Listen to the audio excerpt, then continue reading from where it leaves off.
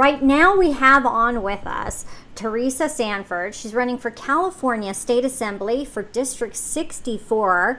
I just love that I'm seeing so many women standing up for their communities and really wanting to serve. When I look at all of the candidates that I invite on the show, and what I find interesting is that, they have so much experience, and Theresa is no different. I'm going to read you just a little bit off of her website, as I do with many of the other candidates. The 64th district includes Carson, Compton, Watts, Willowbrook, Wilmington, East Gardena, Rancho Dominguez, and portions of South LA and unincorporated Los Angeles. That's a big area. And her website says she is, quote, frustrated, as many of us are. She's frustrated with failed leadership and lack of fiscal responsibility in Sacramento. She says, exercising my right to vote is no longer enough. I feel it is time to aspire to be part of the conversation in Sacramento. If elected, I will vote to support measures that support public safety and stimulate the economy and job growth. I will vote to protect Prop 13 for residential and commercial property owners. I support cutting taxes to stimulate economic growth in the private sector. Now, she goes on. I mean, this woman, you got to check out her website. She's an amazing woman. She's brilliant. She has a lot to say, but I know she wants to take action. That's at the core of it. She goes on to say, I will fight to derail the bullet train project that Californians cannot afford, and instead fight to ensure funding for desperately needed for transportation, road repair, and maintenance is spent appropriately, and water infrastructure bond monies are spent wisely for desperately needed water storage and dam improvements. I mean, this is a common denominator that many people are concerned about. She says also, I will also vote to protect California's residents' Second Amendment and constitutional rights. I will support measures that provide funding for housing and other services needed by our veterans. I will support measures that would allow for out-of-state insurers to do business in California and provide our citizens with a variety of health plans that better meet their needs rather than the current one-size-fits-all approach. Welcome to the show, Theresa. We're so glad to have you on. Thank you for inviting me. I'm happy to be here. Absolutely. We want to hear what you have to say, and more importantly, what you want to do for the constituents of the 64th district. Well, our district, as you said earlier, is a big district, and it happens to be one of the districts in California with one of the highest unemployment rates. Our unemployment rate is currently over 7%, at 7.4%, and that's actually gone up in the last few months. Wow. A few months ago, it was a little bit lower than that. So the other problem is that we have a housing crisis in our community. We have RVs lined up in our unincorporated area, camping out on the streets. They've got their personal vehicles, and that's where they're living. They're living here in unincorporated county areas. They've been pushed out of other areas in the city where they've made it illegal to camp overnight in RVs. Right. Living out of cars, living out of RVs in California, the Golden State, it has to stop. And overreaching government is one of the biggest problems here in the state, scaring employers out. And small employers and large employers. It's a concern, and making it very unaffordable to live here. Now, I have a question. One of the big things that's really a hot topic right now is the universal health care idea. I mean, as if, it's almost like they want to create a crisis so we're dependent. Yes, but Gavin Newsom says he wants to put forth a universal health care program, and he's going to push for that. Where do you stand on this issue? I think that we need to have affordable insurance policies, and we also need to be able to allow people to make choices about the health care insurance policies that they want to purchase. You know, Right. people want to Competition. be able, and some people want to be able to just maybe pay cash for some of the services that they get, and and then have an insurance policy that would protect them in the event of a major medical emergency, Right. rather than having these comprehensive policies that cover everything. Right. So you're talking about options. Individual, the individual. Wow. The individual would have the opportunity to make a decision for themselves. What's best for themselves. What a concept. But this common thread of the government is the solution. I don't like it in California. Many Californians are really, really super concerned about this issue because it doesn't just, they don't want to just take over healthcare. They want to take over every aspect of our lives. And, another concern is the water.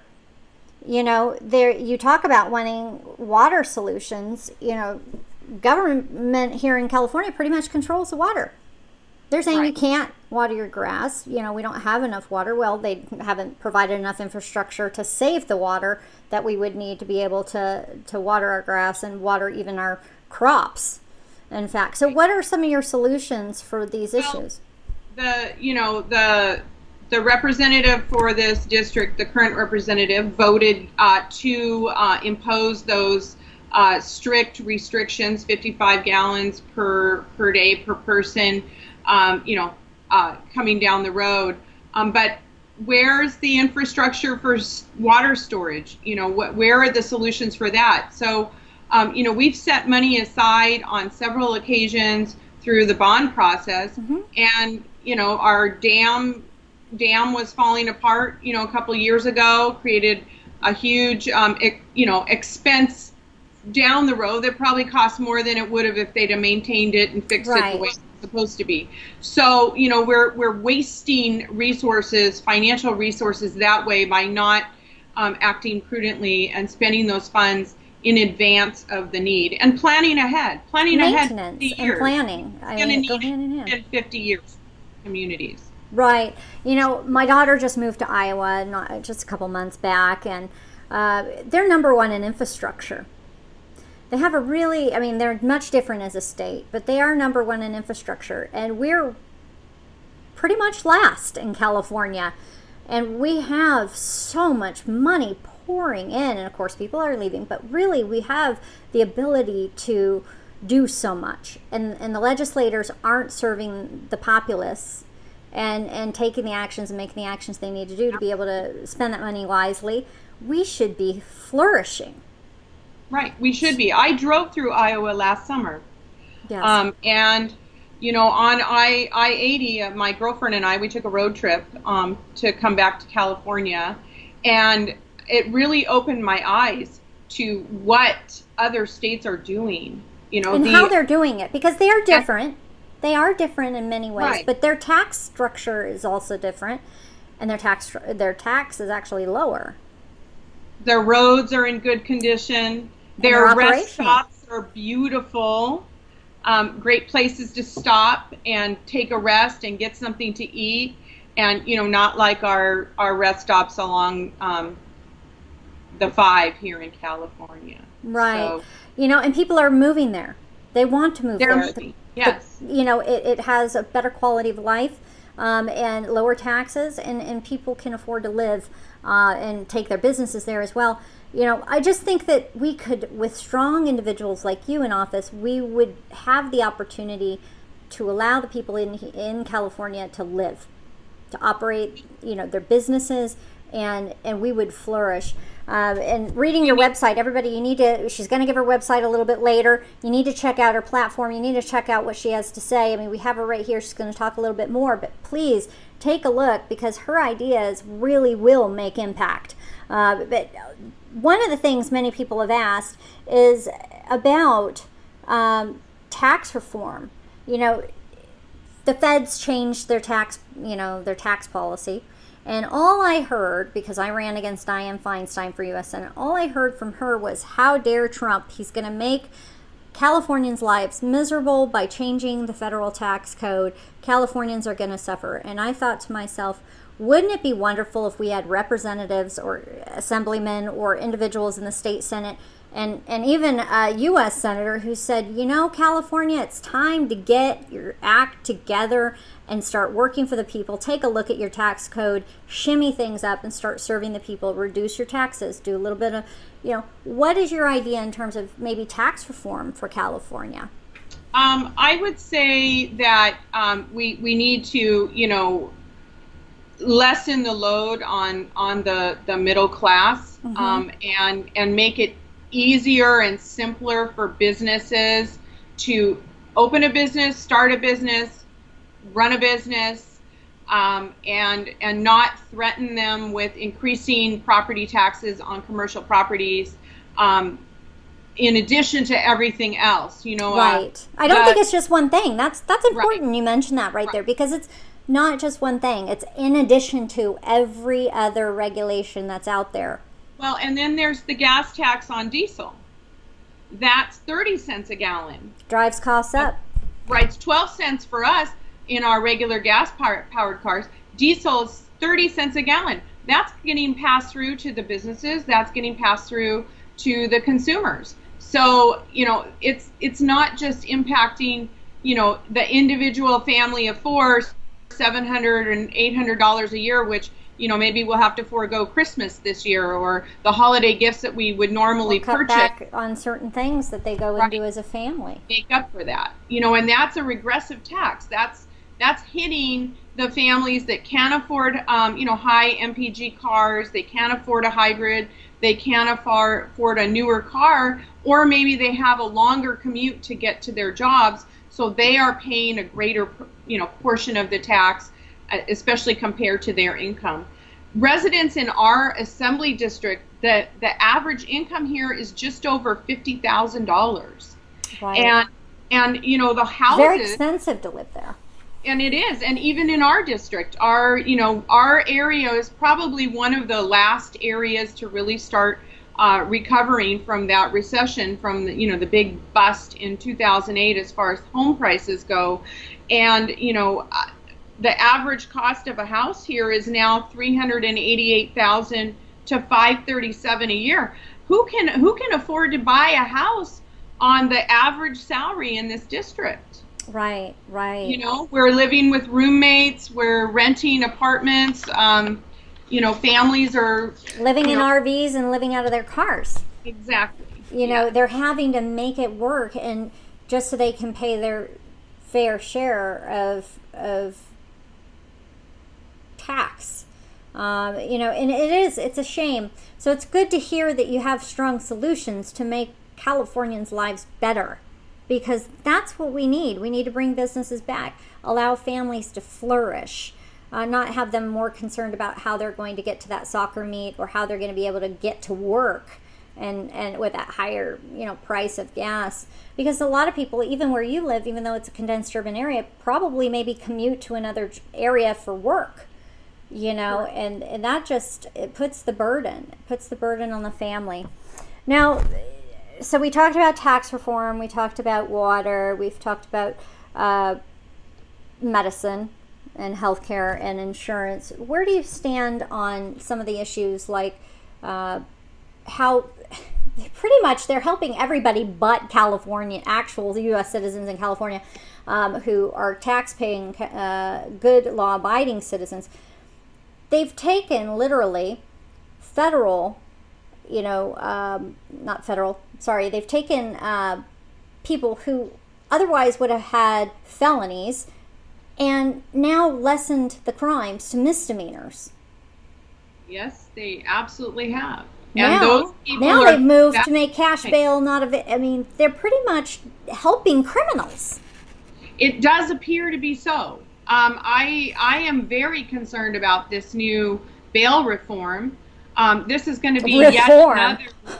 Wow. It's going to be yet another, problem that the people that maybe clamored for it in the beginning, they're going to find out that what they asked for isn't really what they got, and there will be problems with that. As it was with the bail industry was expending their own money, chasing down these people that they had, loaned the bail money to, and making sure that they got to court. with this new the risk assessment system, that's going to have to be, that's not going to be a private company doing that. That's going to be state, the government, workers. We're going to have a whole new group of state employees managing these cases and making decisions about who gets stuck in jail, for months on end, and who gets to go home to their making families. the call who's a criminal or not. I mean, Right. it totally undermines the justice system and what it's supposed to do and what it's supposed to stand for. I mean, my thing is, shoot, if you don't know if they're guilty or not, put them in jail. Keep them there while they should have a speedy trial anyway, right? I mean, but instead the mentality is, it's okay. We won't make any hard hanging repercussions if they go jump bail. We'll just kind of no big deal it and have some government agency look after who's gone astray and who hasn't. I mean, there's no real kick in the pants for these people, and they potentially could have committed crimes. So, I'm glad to. It's an Eighth Amendment violation. It is. It's putting our communities at risk of our constitutional rights. So, I think ultimately that's where we'll find. We'll have to go to court again, and have go through the court process to get that stopped. Right. Well, and I think that you have it right there. It's just more government breeds more government breeds government. They believe that they're the answer and they're the solution to everything, and they aren't. And I'm glad to hear that you want to work for the people and do the good hard work and look to good strong solutions which keep our families safe, because that's part of it. Right. Safety. They're really putting our families at risk. So now I want to make sure that people can connect with you. They can go to your website. They can learn more about your campaign. Could you please let people know where they can find more about you? Well, my website is theresasanford.com, and it's spelled with an H. So Theresa is THERESA, Sanford, SANFORD.com. I do have a Facebook page. I haven't been promoting it, boosting it yet. I'm still trying to get that going with the Facebook requirements now for that. So, it's really difficult. You can anticipate pretty soon I'll be boosting some posts and promoting some news stories that I'm keeping up with the news. I want to share those with constituents in our district. Right. If you go to there's a votesmart.com or .org, they actually have a vote history for the incumbents, and you have to see how your incumbent voted. And if you disagree with how your incumbent voted in your district, then maybe it's time for a new choice and to give a fresh face a chance at representing you in Sacramento. And I love that you say that, because it's not about D or R, it's about serving the people. Look, if you're a Democrat, if you're tired of what you're seeing up in Sacramento, if you're fed up, if you're part of that walkaway movement that's just fed up, you want to see your representative do good hard work, make sure that your family is provided for, serve you, listen to your concerns, and be your voice, take a look at Theresa's platform. Send her an email. I'm sure or go on her Facebook page. I'm sure she would be glad to answer any questions you have. And again, thank you, Theresa, for coming on the Erin Cruz Show. You let us know if you need anything or if you have a message you need to get out. Okay, thank you very much for the opportunity. I appreciate it. God bless. To hear more and to learn more on how you can make an impact or about the Erin Cruz Show, visit us online at erincruz.com. That's ERINCRUZ.com.